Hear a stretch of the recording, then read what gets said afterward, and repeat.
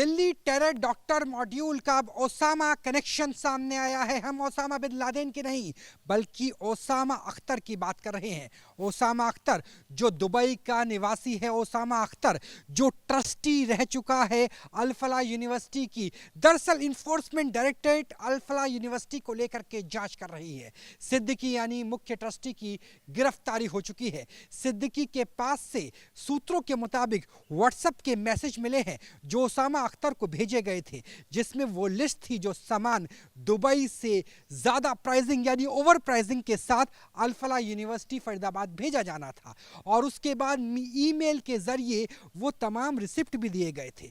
दरअसल over pricing के जरिए ही हवाला का कांड होता था। हवाला रैकेट के सहारे पूरी जो बिलिंग है वो अल फलाह यूनिवर्सिटी तक पहुंचती थी। और संभावना तो इस बात की भी व्यक्त की जा रही है कि अगर ईडी की जांच एनआईए की जांच से इंटरलिंक होती है तो ये ओवर फंडिंग वाला फंडिंग नेटवर्क कहीं टेरर फंडिंग नेटवर्क में तब्दील होता हुआ तो नजर नहीं आ जाएगा। इसके लिए प्रोसेस क्या था? प्रोसेस ये था कि 3 तरीके से, पहले इंजीनियरिंग कॉलेज की बिल्डिंग से लेकर मेडिकल कॉलेज और यूनिवर्सिटी का जो 70 एकड़ था उसके लिए बिल्डिंग्स का निर्माण किया जाना। दूसरा, इंजीनियरिंग कॉलेज की लैबोरेटरी के लिए गुड्स खरीदना यानी सामान और मशीनें खरीदना, और मेडिकल उपकरण खरीदना मेडिकल कॉलेज के लिए और उसकी ओवर बिलिंग कराना। और तीसरा, इंटीरियर डिजाइनिंग के तौर पर भी ओवर फंडिंग की जाती थी दुबई और भारत के बीच में यानी दिल्ली एनसीआर के बीच में। इसमें ओसामा अख्तर क्या करता था? ओसामा अख्तर अगर सूत्रों की माने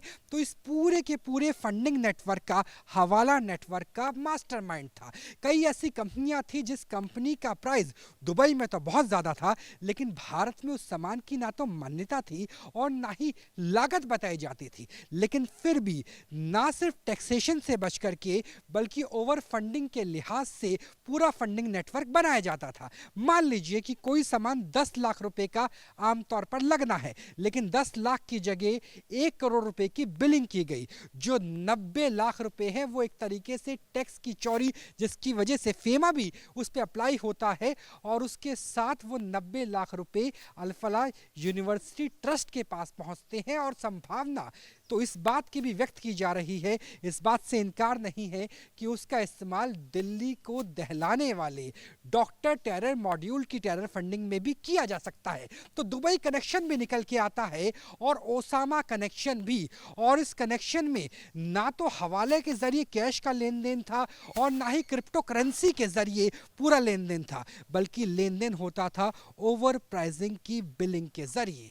तो ये था पूरा का पूरा नेटवर्क। कैमरा सहयोगी संजय शर्मा के साथ राहुल डबास, न्यूज़ नेशन, दिल्ली।